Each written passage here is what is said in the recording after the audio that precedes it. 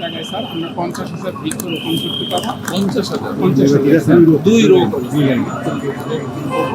এবং স্যার স্বাভাবিকভাবে এই খালটি পুনঃকরণ আমরা যেহেতু ম্যানুয়ালি 30% করবো, সেখানে আমাদের 1,20,000 জনদিবস কর্মসংস্থান।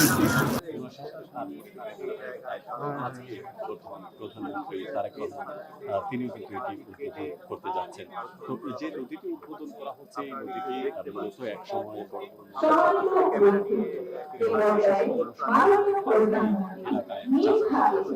সেই জায়গায়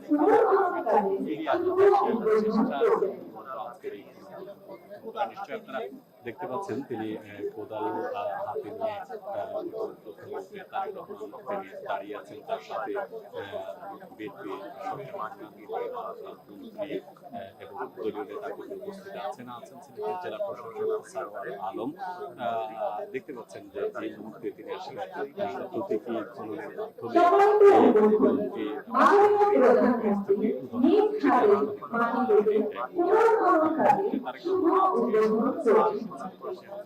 শাহজালাল রহমতুল্লাহি আলাইহির মাজার জিয়ারত শেষে তিনি সিলেট সিটি কর্পোরেশনে জলাবদ্ধতা নিরসনের একটি প্রকল্প উদ্বোধন করেছেন। তারপরে শুধু কথা বলে তিনি সরাসরি এখানে চলে আসছেন।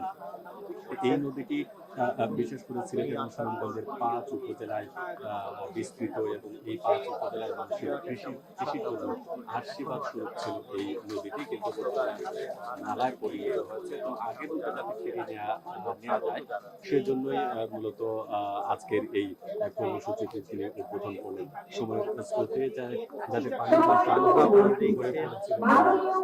সিলেটের 4টি উপজেলা এবং সুনামগঞ্জের একটি উপজেলা আসলে উপকৃত হবে।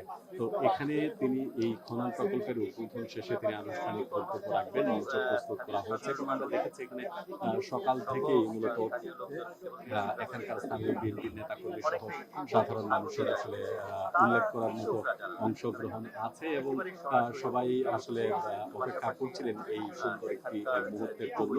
তো প্রধানমন্ত্রী তারেক রহমান তিনি নিজেই খনন প্রকল্পের কাজটি উদ্বোধন করলেন এবং তিনি নিজে মাটি কেটে কোদাল দিয়ে মাটি কেটে তিনি এর অনুষ্ঠানিক উদ্বোধন করছেন। তার সাথে রয়েছেন আরো বিএনপির অন্যান্য নেতৃবৃন্দ আছেন,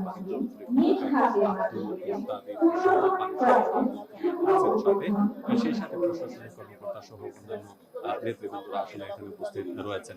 আমরা দেখেছি আজকে মূলত এই প্রকল্পের উপর ভিত্তি করে সকাল থেকে সিলেটের যে সদর উপজেলার কান্দিগা ইউনিয়নের সাধারণ মানুষ আসলে সকাল থেকে বৃষ্টি অপেক্ষা করছিলেন। সেই অপেক্ষার প্রহর এই শেষ হলো এবং